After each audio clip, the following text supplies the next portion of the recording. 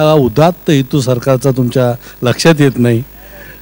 आता काय करावं त्याला, सरकारचा काय दोष आहे. पण तरीसुद्धा आता एक पिनाराच्या बाजूने काहीतरी सांगणं असतंच आणि ते साहेबराव ठाणगेने सांगावं अशी मी त्यांना विनंती करतो. सुरेश शिंदे यांच्या कवितेमध्ये सुखाचा सदरा असा एक शब्द आलेला होता. काय लोकांना कल्पकतेने प्रश्न पडतात. मला विचारलं की सुखी माणसाचा सदरा कुठे मिळेल. कोण कशाच्या शोधात असेल काही सांगता येत नाही. सुखी माणसाचा सदरा कुठे मिळेल तर मी त्याला अडचण सांगितली की सुखासाठी तो माणूस सदरा कुठं काढतो हे कसं समजायचं. साहेबराव ठाणगे.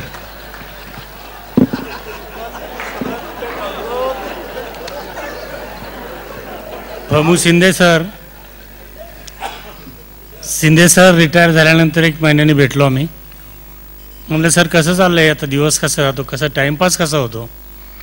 ते म्हणले काय ना हो, टाइमपास होत नाही, जाम दिवस खायला उठतो आणि रात्र प्यायला बसते.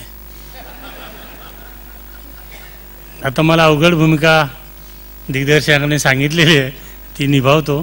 त्यांच्या बाजूने काय म्हणणं आहे ते बघूया कसं होतं ते. दिलासे दिल्याने बरे वाटते. करू आपण काम, भेटूया एकदा आपण. करायचं नाही कधी. दिलासे दिल्याने बरे वाटते, जरासी पिल्याने बरे वाटते. दिलासे दिल्याने इथे कोण देतो कुणाला फुकाचे. आज मी क्वार्टर दिलं तर उद्या तुला. इथे कोण देतो कुणाला फुकाचे, दिल्या घेतल्याने बरे वाटते. दिलासे दिल्याने. आणि एकदा सुरू केल्यावर खऱ्यासारखे खोट्यास पेश करती. ऐश्वर्या राय मला सांगून आली होती, म्हणतो खऱ्यासारखे खोट्यास पेश करती आणि खरे वाटल्याने बरे वाटते. दिलासे दिल्याने. आणि एक वेळ होती अशी, अरे तोल गेला नको रे पुरे रे, अरे खूप झाली नको रे पुरे रे, तरी ओतल्याने बरे वाटते. काय टाळ्या आल्या बघा मागून. दिलासे दिल्याने. आणि एक वेळ अशी येते की रडतात काही. कधी बांध फुटता मनाच्या तळाशी, कधी बांध फुटता मनाच्या तळाशी, गळा दाटल्याने बरे वाटते. जरासी पिल्याने बरे वाटते. आम्ही काय पितो कुणाच्या पित्याचे, आम्ही काय पितो कुणाच्या पित्याचे, असे वाटल्याने बरे वाटते. दिलासे दिल्याने बरे वाटते. या ओल्या सुखाला निंदणाऱ्या किड्यांची, या ओल्या सुखाला निंदणाऱ्या किड्यांची, दया वाटल्याने बरे वाटते. दिलासे दिल्याने. आणि शेवट, अशा त्रासलेल्या कवींच्या जीवाला, अशा त्रासलेल्या कवींच्या जीवाला, तुम्ही भेटल्याने बरे वाटते. जरासी पिल्याने.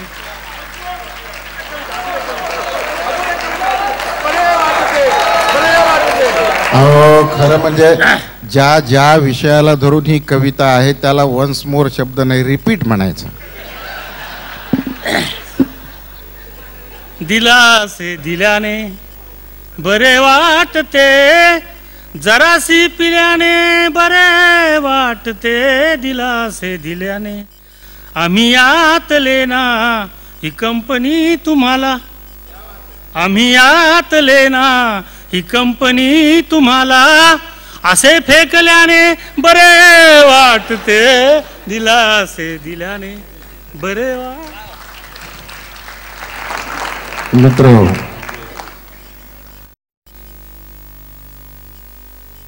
नव्या पिढीतला एक फार उत्तम लिहिणारा कवी विजय आव्हाड इथं आहे आणि तुमच्या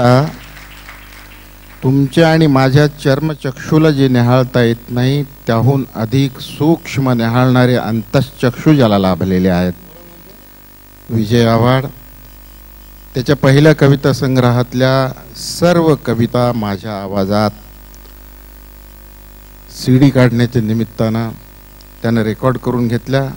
खरं तर माझ्यासारख्या कवीला या नवीन कवीनं संधी दिली. पोरं बापाला संधी देतीलच असा काही कालखंड राहिलेला नाही, पण त्यानं मला संधी दिली. मला खूप आनंद वाटला. विजय आव्हाड. खरं तर त्याचं संपूर्ण लेखन जर पाहिलं, गझल लेखन जर पाहिलं, तर ह्याचं आडनाव आव्हाड आहे का आव्हान आहे जे लिहितात त्या क्षेत्रामध्ये, असंही मला पुष्कळदा वाटतं. विजय आव्हाड. रसिक हो, नमस्कार. आता फमू सरांनी फार मोठ्या मनाने सांगितलं की मी त्यांना संधी दिली, परंतु माझ्या अंतरीच्या आवाजाला त्यांनी जो आवाज दिला त्यांनी मला संधी दिली खरं म्हणजे. आणि थोडा 2 वेळी अशा बोलतो की सांगतो की दादांनी आत्तापर्यंत 3 पुस्तकं माझी काढली, तुमच्यासमोर मला आणलं. हा फार मोठा त्यांनी म्हणजे उपकाराचा एक ठेवा मला दिलेला आहे आणि हे ऋण सोबतीला घेऊन एक या नव्या पुस्तकातलीच एक रचना तुमच्यासमोर ठेवतो. आतापर्यंत हास्याची कारंजी उत्तम उडालेली आहेत, पण ते हास्याची किनार म्हणजे हास्याच्या त्या कल्लोळाला वेदनेची किनार कधी लाभते हे कळत नाही. आणि त्या नकळतेपणातच एक रचना मी तुमच्यासमोर ठेवतो की जगणे जिथे करंटे तो देश देश नाही. जगणे जिथे करंटे तो देश देश नाही. आयुष्य खोडणाऱ्या नशिबास रेष नाही.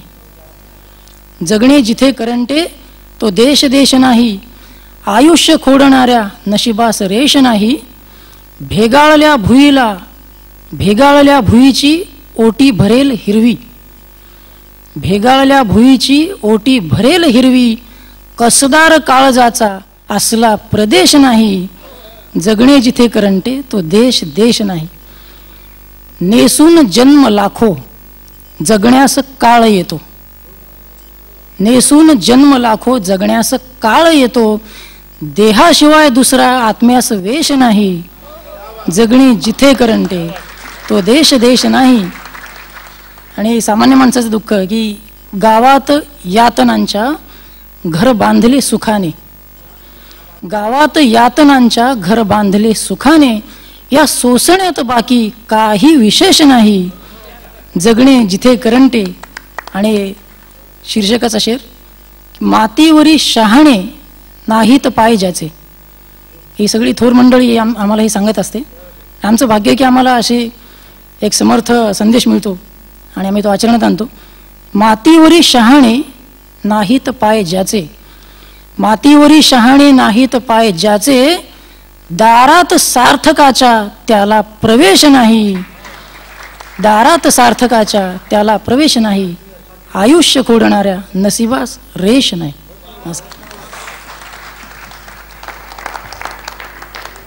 आव्हाडांचा विजय असो. फार सुंदर रचना विजयनं तुमच्या समोर सादर केली. मनासारखे जगण्यास आता मन होत नाही. मनासारखे जगण्यास आता मन होत नाही. आपलेच सुख बघण्यास आता मन होत नाही. असा हा कालखंड आहे. आमचे जालन्याहून दुसरे कविमित्र इथं आलेले आहेत. जयराम खेडेकर, मराठीतलं अतिशय उत्तम वाङ्मयीन नियतकालिक उर्मी नावाचं ते संपादित करत असतात. त्यामध्ये सुद्धा कवितेच्या संबंधानं, विशेषतः मराठीच्या ज्या बोली आहेत त्याच्या संबंधानं खरं तर थोडीशी चूक झाली की काय अनर्थ होतो पा. हे मराठीतले बोलीतले कवी आहेत असं म्हटलं, त्या लचा जर अळ झाला तर हे मराठीतले बोळीतले कवी आहेत. म्हणजे फार ख्यातनाम नाहीत. काय घोटाळे होतील काही सांगता येत नाही. जेव्हा लेटर खेळ होते तेव्हाही घोटाळे होत होते. आता DTP आली तेव्हाही घोटाळे होतात. आणि कायम उर्मी बाळगणारा हा कवी आहे. आणि अनेक गोष्टींच्यामुळं आपल्याला उर्मी येते. म्हणजे ज्या गोष्टीमुळं उर्मी येते त्या गोष्टीला उर्मीला असं नाव द्यायला काहीच हरकत नाही. नवीन नवीन शब्द आपण शोधून काढले पाहिजे. प्रत्येकाचं डिक्शन त्याचं आपल्या पुरतं मर्यादित आणि त्याचं त्याला कळणार असतं. जयराम खेडेकर. काय असते कविता की पाणी भरताना आडात पडलेल्या सासूरवाशिनीला वर काढण्यासाठी टाकावेत समद्या गावाने आपापले गळ. पाणी भरताना आडात पडलेल्या सासूरवाशिनीला वर काढण्यासाठी टाकावेत समद्या गावाने आपापले गळ. आणि एखाद्याच गळ हुकाला लागावा तिचा पोहरा, ती पाण्यात असल्याची खात्री देणारा. तशी असते कविता खोल काळजातून हाताला लागलेली. तशी असते कविता खोल काळजातून हाताला लागलेली, कवीच्या उषा पायथ्याला काळोखात जागलेली. नुसतीच कन्हून कुथून होत नाही बाळांतीन मोकळी. नुसतीच कन्हून कुथून होत नाही बाळांतीन मोकळी. लागते प्रसूतीचीच कळ जीव जीवाच्या मुळावर, तेव्हा कुठे उठतो पाठीवर वळ. म्हणून अटी तटीच्या गाठीत मावत नाही कविता, तेव्हा ती उसवून फाटते. अटी तटीच्या गाठीत मावत नाही कविता, तेव्हा ती उसवून फाटते. जसे आडदांड पुराचे पाणी गावकुसात दाटते.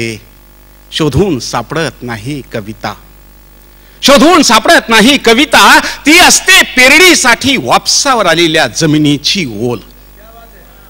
शोधून सापडत नाही कविता, ती असते पेरणीसाठी वापसावर आलेल्या जमिनीची ओल.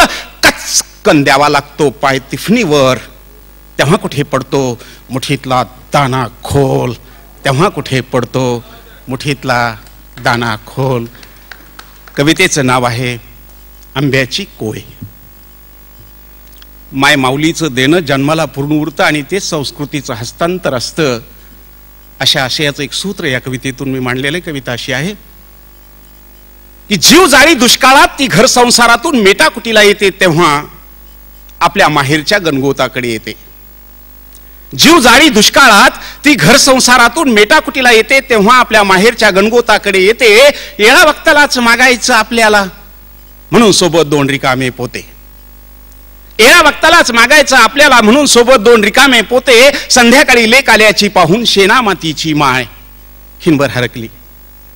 संध्याकाळी लेक आल्याची पाहून शेणा मातीची माय खिनभर हरकली. पण अगस्ताळी सून दोन भाकरी जास्त टाकताना चुलीवरच करपली. ताडकन विचारलं वंश आत्ता कसं येणं झालं. ताडकन विचारलं वंश आत्ता कसं येणं झालं. ज्याचं त्याला जड तुमचं मधीच उधळत आलं.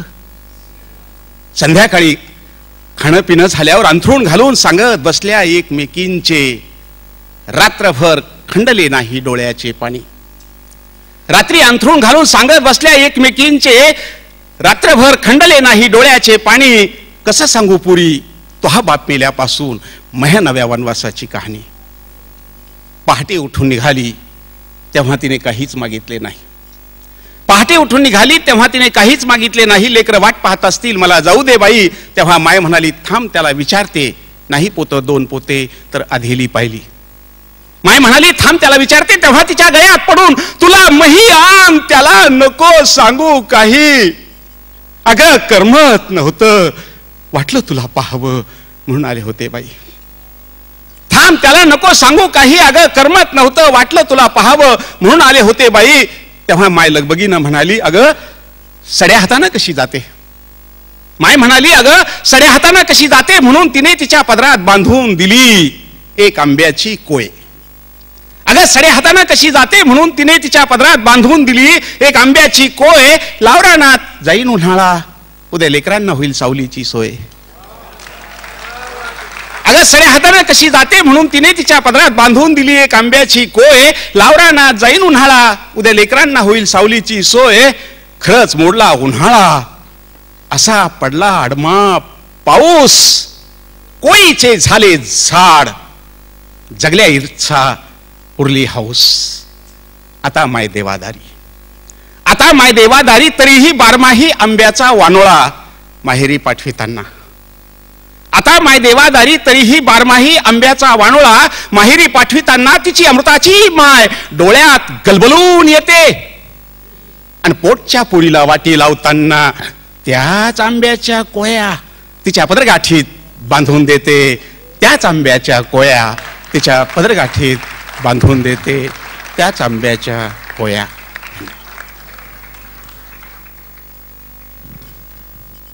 दुर्मिळ होत चाललेल्या नातेबंधाची फार चांगली जाणीव या कवितेतून जयराम खेडेकर यांनी व्यक्त केलेली आहे. यानंतर आमचा दीपक हाही नव्या पिढीतला फार सुंदर कविता आणि गझला लिहिणारा कवी आहे. दीपक अंगेवार तुख हिरवे या कविता संग्रहाचं आजच प्रकाशन झालेलं आहे. विजय आणि दीपक सहसा सोबत असतात, मित्र आहेत ते. दीपकनेही त्याची आपली एक स्वतःची शब्दकळा निर्माण करण्याचा प्रयत्न चालवलेला आहे. एक उत्तम रचना तुमच्या समोर दीपक ठेवेल. दीपक अंगेवार. रसिका हो, नमस्कार. मगाशी इथे भरपूर मदिरा चर्चा चाललेली, म्हणून मलाही जरासा हुरूप आलाय. अर्थात ती माझी मदिरा वेगळी आहे. मंदिरातून येता येता मशिदीतही जावे म्हणतो. मंदिरातून येता येता मशिदीतही जावे म्हणतो. भजन आरती केल्यावर मग नमाज पडून घ्यावे म्हणतो. आणि आस्तिकताही फळली नाही, नास्तिकताही जमली नाही. यातलं द्वंद्व पहा. आस्तिकताही फळली नाही, नास्तिकताही जमली नाही. आता शेवटी तीर्थामध्ये मदिरा मिसळून प्यावे म्हणतो. मंदिरातून येता येता मशिदीतही जावे म्हणतो. एक गझल सादर करतो. हृदयात ठेविली मी वर्षा जपून सारी. हृदयात ठेविली मी वर्षा जपून सारी. बहरून वेल आली ग्रीष्मात भर दुपारी. आहेत गुंड सारे, आहेत गुंड सारे ते वासनांध प्रेमी. आहेत गुंड सारे ते वासनांध प्रेमी. गर्भात मारण्या तुझ देतील ही सुपारी. आणि शेर आहे. हे दुःख पंढरी अन डोळ्यात चंद्रभागा. हे दुःख पंढरी अन डोळ्यात चंद्रभागा. अपुल्याच वेदनेची घ्यावी करून वारी. कुठल्याच मौसमाची खात्री अतान उरली. कुठल्याच मौसमाची खात्री अतान उरली.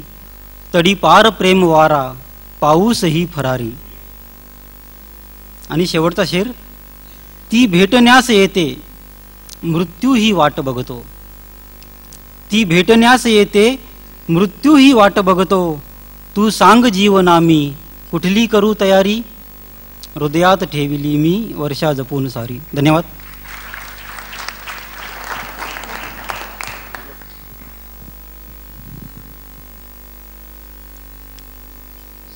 अद्वैत या कविता संग्रहाचं देखील आज इथं प्रकाशन झालं. ते आमचे ज्येष्ठ कविमित्र मनोहर रणपिसे हे एक तत्वज्ञ कवी आहेत.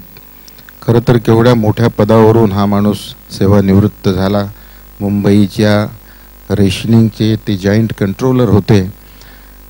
आणि अशा पदावर असलेले खूप अधिकारी मी पाहिले, खाणारे पण गाणारे कुणी पाहिले नाही. हा एक गाणारा ऑफिसर आहे, मनोहर रणपिसे. नमस्कार रसिका.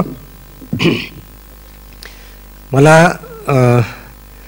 माणसाच्या जीवनाचं नेहमीच कोडंही वाटत आलं आहे आणि आकर्षणही वाटत आलं आहे. त्यामुळेच कदाचित माझ्या सगळ्या रचना बहुतेक त्याच्या भोवती फिरतात. असं म्हणतात की माणसाने घेतलेला सगळ्यात मोठा शोध हा त्याने घेतलेला स्वतःचा शोध असतो आणि तो कधी आपल्याला लागत नसतो. तरी देखील आपण सगळी माणसं इतक्या उमेदीने, इतक्या आशावादीपणे आयुष्य जगतो. याच्यातला काय गर्भितार्थ आहे तो शोधायचा प्रयत्न करणारी गझल आहे. तरंडुममध्ये सादर करतो नेहमीप्रमाणे. जीवनाच्या वाळवंटी चालताना हे बरे. जीवनाच्या वाळवंटी चालताना हे बरे. सोबती असतात डोळ्यातील पाण्याचे झरे, जीवनाच्या वाळवंटी चालताना हे बरे, सोबती असतात डोळ्यातील पाण्याचे झरे.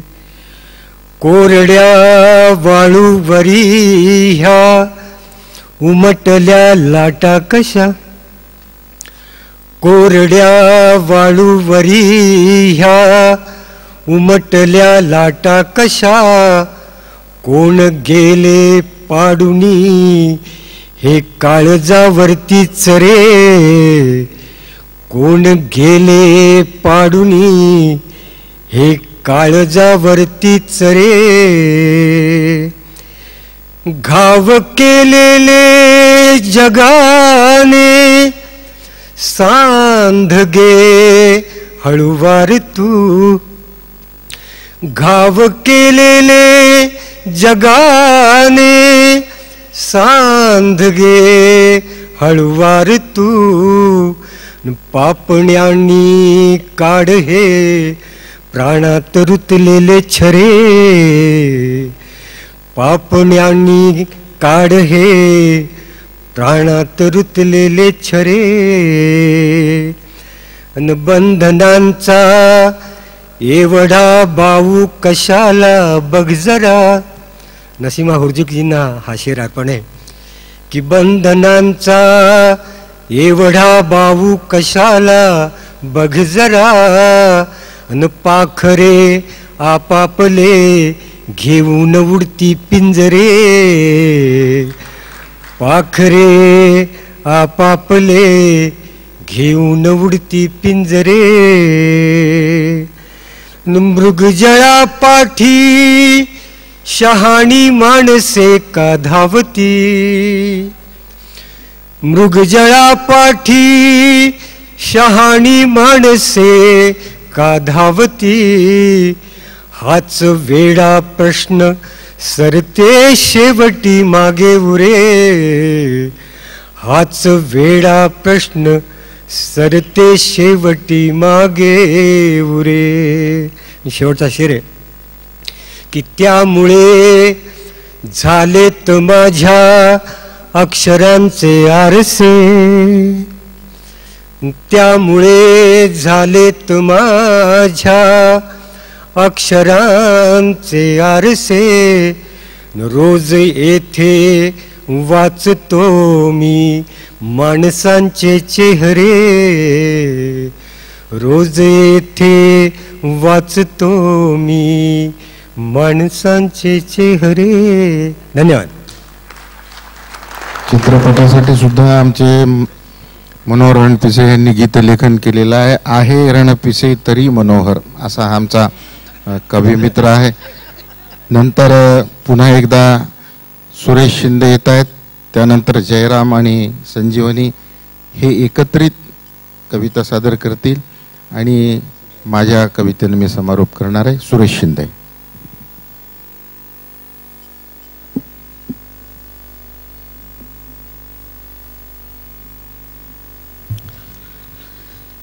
शिक्षणावरची मी ज्या व्यवसायात आहे त्याची कविता म्हणतो. 2 पिढ्यांच्या, आधी माझी पिढी आणि नंतरची आत्ताची पिढी.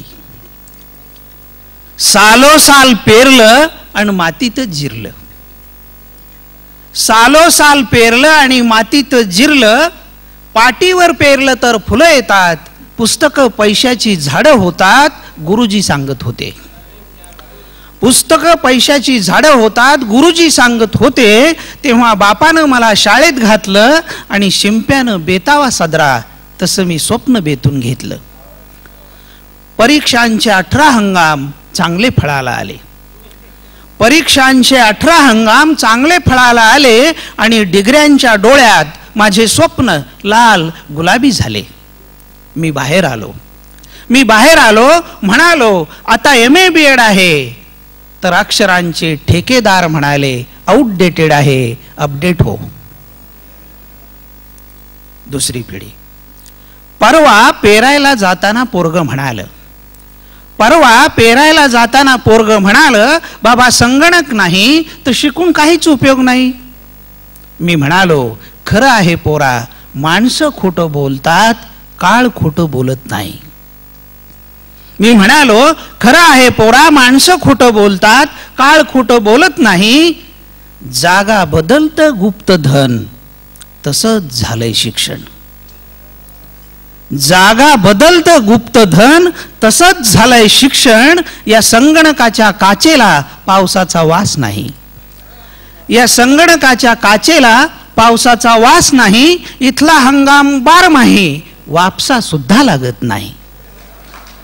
इथला हंगाम बारमाही, वापसा सुद्धा लागत नाही. वर चाड्यावर मूठ सुटते आणि खाली काकरीलाच कणीस फुटते. पोरा, तू हाताचा कीबोर्ड मेंदूचा स्क्रीन कर. पोरा, तू हाताचा कीबोर्ड मेंदूचा स्क्रीन कर. हुंगून हुलकावण्या देतय सुख, पासवर्ड देऊन सेव्ह कर. हुंगून हुलकावण्या देतय सुख, पासवर्ड देऊन सेव्ह कर. पण पोरा, हृदयाचं सॉफ्टवेअर थोडं थोडं डेव्हलप कर. आभाळाच्या पाठीवर तू चांदण्याचं पीक घे. इंटरनेट, आभाळाच्या पाठीवर तू चांदण्याचं पीक घे. पण भूक लागल्यावर भाकरीसाठी गावाकडल्या घरी ये. भूक लागल्यावर भाकरी.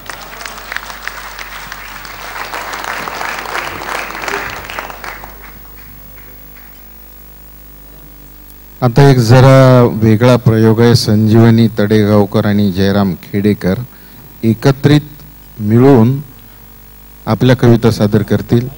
हे द्वंद्वगीत नाही, ज्याला आम्ही द्विदल असं म्हणतो तसं आहे. ती एक रचना, ती एक रचना, जरा वेगळा प्रयोग.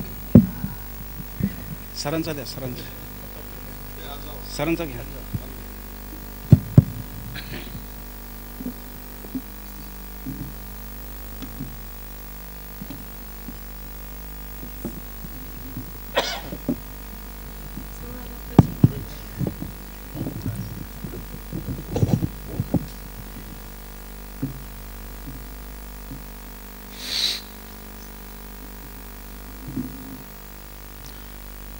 निसर्ग आणि माणूस यातला साम्यभेद पहिल्या कवितेतून आम्ही व्यक्त करतो.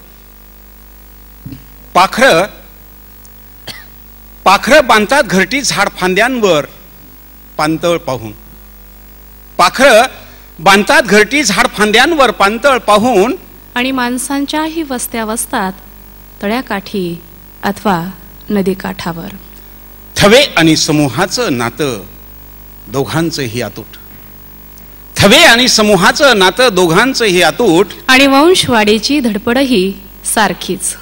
माणसांचे भविष्य चिंताग्रस्त म्हणून अस्वस्थ. माणसांचे भविष्य चिंताग्रस्त म्हणून अस्वस्थ.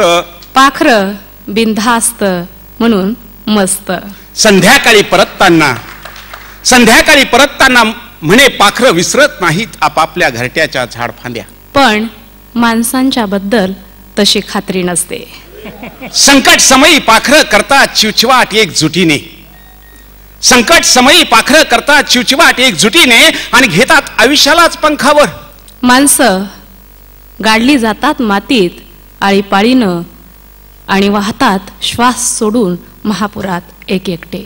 दोघांच्यात फक्त एकच विरोधाभास. दोघांच्यात फक्त एकच विरोधाभास. पाखरं देतात नित्य नेमाने एकमेकांना जीव. आणि माणूस घेतो वेळी अवेळी एकमेकांचा जीव. रसिक मित्र हो, पाऊसच नावाची एक गोष्ट अशी आहे की माणसाला त्याचा कधीच वीट येत नाही. अवीटपणाचं जगणं पावसाच्या निमित्तानं असेल, सृजनाचा असेल, तर तो आम्हा कृषी संस्कृतीच्या वारसांना नेहमीच हवासा वाटतो की बाबा जेव्हा येशील तेव्हा येशील, जसा येशील तसा येशील, पण असाच अधूनमधून येत जा. मी फक्त पावसाबद्दलच बोललो. पावसाबद्दल माझी वैयक्तिक धारणा अशी की आभाळ भरून आलं की आवर सावर करून घ्यायला हवी. पावसाचं काय सांगता? आभाळ भरून आलं की आवर सावर करून घ्यायला हवी. पावसाचं काय सांगता? अरे सांगून येतो तो कसला पाऊस. अरे सांगून येतो तो कसला पाऊस. न सांगता मनाच्या अंगणात बदाबदारी चावतो आणि पुरवतो मनाची हौस, तो पाऊस. क्या बात है. वा. पण पाऊस असाही असतो की घर धाबलीच आहे आणि जुने झडीचे दिवस आहेत. घर गळतंय, छप्पर गळतंय, प्रपंचाच्या यातायतीत नवरा बायको संसाराची किती झाकपाक करणार. असा मेटाकुटीला आलेला नवरा आपल्या बायकोशी झडीच्या पावसात घर गळताना इतका संवाद करतो की पाऊस आला, पाऊस आला ग, पाऊस आला, पाऊस आला ग. एक भांड इथं ठेव, एक भांड तिथं ठेव, आणखीन कुठं कुठं काही काही ठेव. पाऊस आला, पाऊस आला ग, पाऊस आला, पाऊस आला ग. मोठ्यावर पांघरून घाल, छोट्याला पोटूशी घे, मीठ पीठ झाकून ठेव. पाऊस आला, पाऊस आला ग. आणि आमच्याकडं इकडं जसं धुवाधार चळकधार म्हणतात तसं मराठवाड्यामध्ये पावसाला एक वैशिष्ट्य आहे. या शब्दाला एक विशेषत्व वेगळं आहे की पाऊस आला झाय झुम, पाऊस आला झाय झुम. पाऊस हंड्यात, पाऊस भांड्यात, पाऊस तिच्या डोळ्यात, पाऊस माझ्या डोळ्यात, पाऊस लेकरांच्या डोळ्यात. पाऊस आला, पाऊस आला ग. आणि हा कृषी संस्कृतीचा पाऊस आहे. पावसाच्या हाकेनं आलेला. जेव्हा जमीन भेगळून पडते आणि मातीला उधाण येतं तेव्हा भरलेलं आभाळ किती रिझवतं आणि माती किती पचवते हे फक्त धरित्रीच्या मुलाचं आकाश एवढं जगणं, उंच जगणाऱ्या मनालाच कळू शकतं. कविता अशी आहे. नाते गाते पावसात, नाते गाते पावसात, आभाळाची राणी, घर गळताना माझ्या डोळ्यामध्ये पाणी, घर गळताना माझ्या डोळ्यामध्ये पाणी.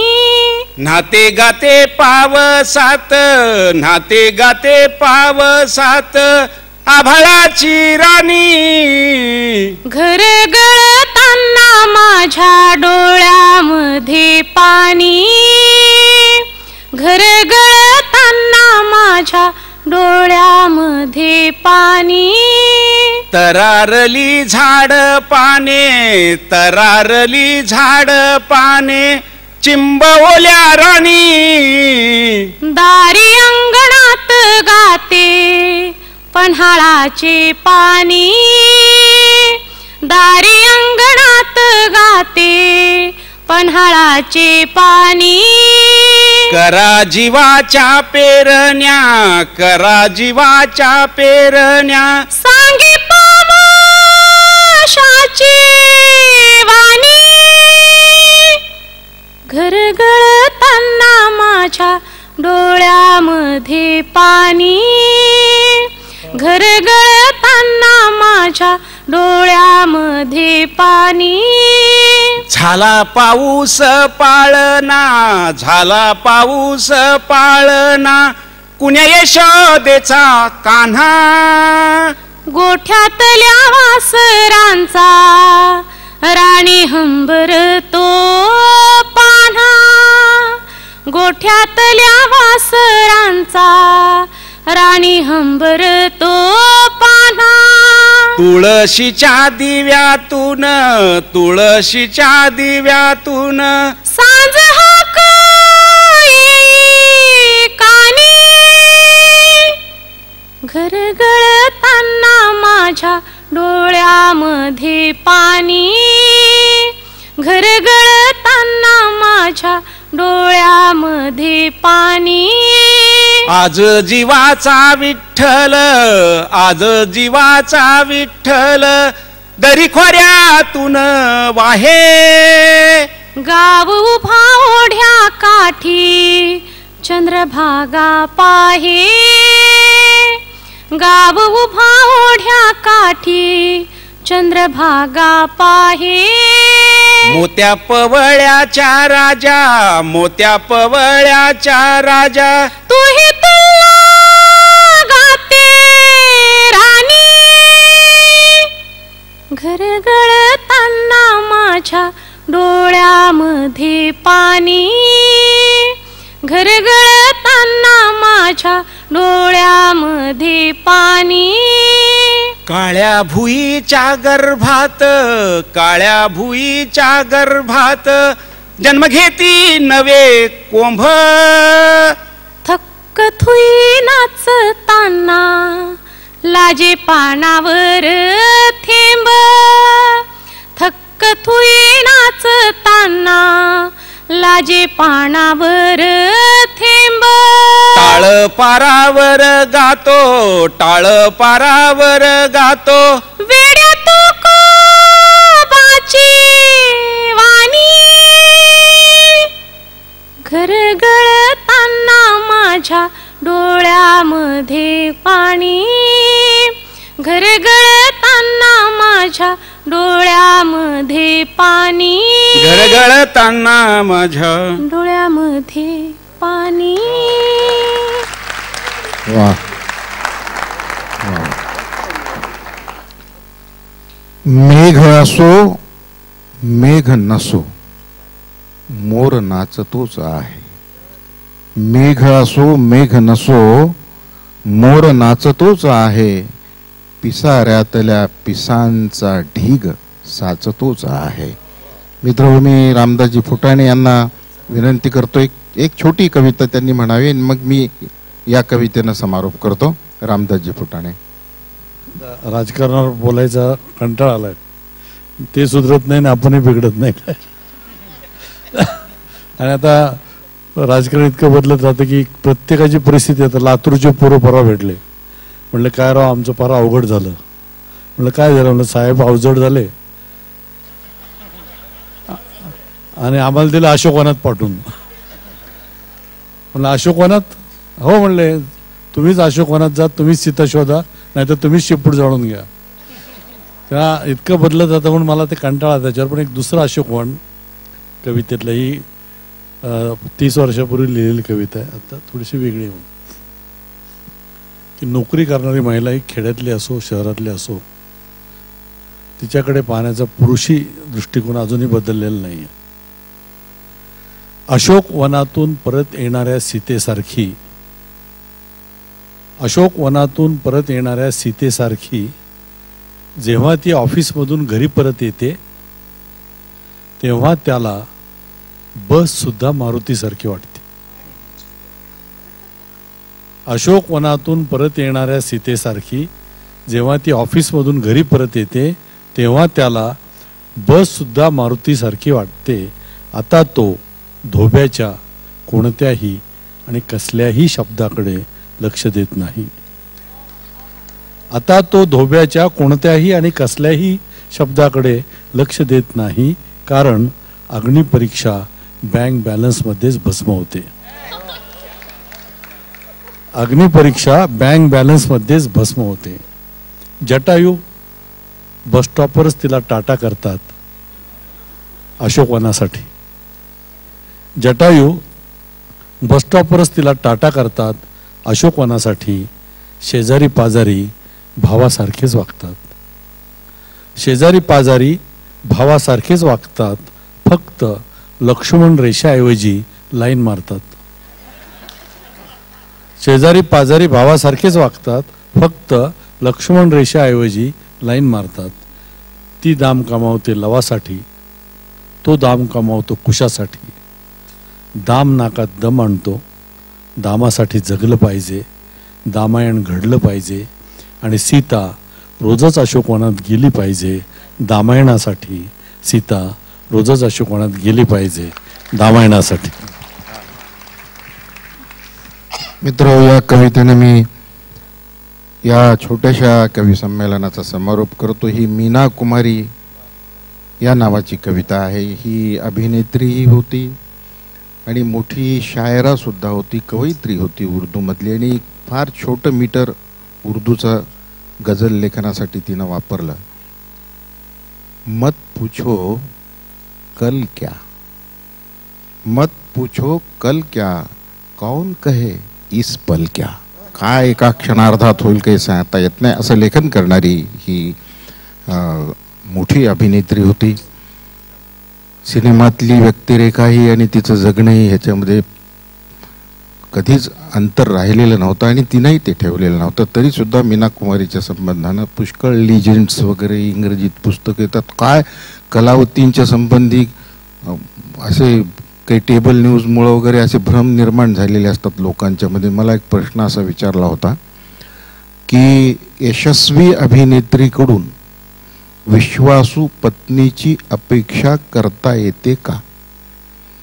म्हणजे जसं काही बिपाशाचे वडील पत्रिका घेऊन आलेले आहेत आणि मग त्यानं सांगितलं की शिंदे सरांचा सल्ला घेऊन तुम्हाला मी सांगतो काय ते. पण काय गोळी बंद प्रश्न विचारलेला आहे पहा. एक शब्द इकडचं तिकडं करता येत नाही. विश्वास यशस्वी अभिनेत्रीकडून विश्वासू पत्नीची अपेक्षा करता येते का? आता त्याने लग्न झाल्यानंतर फार भ्रमात राहू नये म्हणून त्याला मी सावध केलं की विश्वासू पत्नी देखील अभिनय करत नसेल कशावरून. तेव्हा मूलतः ज्याला आम्ही दुःख दुःख असं म्हणत असतो ते तरी काय आहे? किती अज्ञात अनामा दुःख निवडिते वाटा, किती अज्ञात अनाम दुःख निवडिते वाटा, आणि अवस रात्रीला चंद्र लपवितो लाटा. अशा मीना कुमारीच्या आयुष्यामध्ये सुद्धा चंद्रांनी लाटा लपवलेल्या होत्या. त्याचाही शोध त्याने तिच्या लेखनात घेतला. ती ही कविता आहे की आपण म्हणतो दुःख दुःख एखाद्या व्यक्तीच्या नावानं सुद्धा ओळखलं जाऊ शकतं, म्हणून दुःखाला व्यक्तिवाचक शब्द म्हणून मीना कुमारी असं मी त्या कवितेला शीर्षक दिलेलं आहे. मीना कुमारी. मातीत खोल खोल आतल्या आत कसे जातात वाढत वेदनांचे कोंब तू पाहिलंस. मातीत खोल खोल आतल्या आत कसे जातात वाढत वेदनांचे कोंब तू पाहिलंस. तू साहिलस एका वृक्षाचं पर्णहीन दुःख. प्रत्येकच कसा गेला पेटवला तुझ्या उत्सवातला शामियाना. प्रत्येकच कसा गेला पेटवला तुझ्या उत्सवातला शामियाना. का नेली स्वप्नांची झालर उसवून कशा स्मरायच्या तू तुझ्याच खुणा. तू म्हणालीस अगरबत्ती की तरह गम बहुत देर तक जलते हैं. तू म्हणालीस अगरबत्ती की तरह गम बहुत देर तक जलते हैं. असंही लिहिलंस तू गम का रिश्ता बहुत गहरा होता है. असंही लिहिलंस तू गम का रिश्ता बहुत गहरा होता है. दुःख दुःख आजही जळतच आहे, जळतच असतं नेहमी. एकटी तूच देऊ शकलीस अशी गहिरेपणाची हमी. स्वतःच सोलून स्वतःला कशी पाहू शकलीस मांस. स्वतःच सोलून स्वतःला कशी पाहू शकलीस मांस. किती किती भरवल्यास जत्रा आणि पालांचा पुन्हा तोच विध्वंस. तू एक मीना कुमारी. तू एक मीना कुमारी माझ्यातील. तू एक मीना कुमारी माझ्यातील. माझ्या आतील आतील इतकी की तू नसतेसच मीना कुमारी.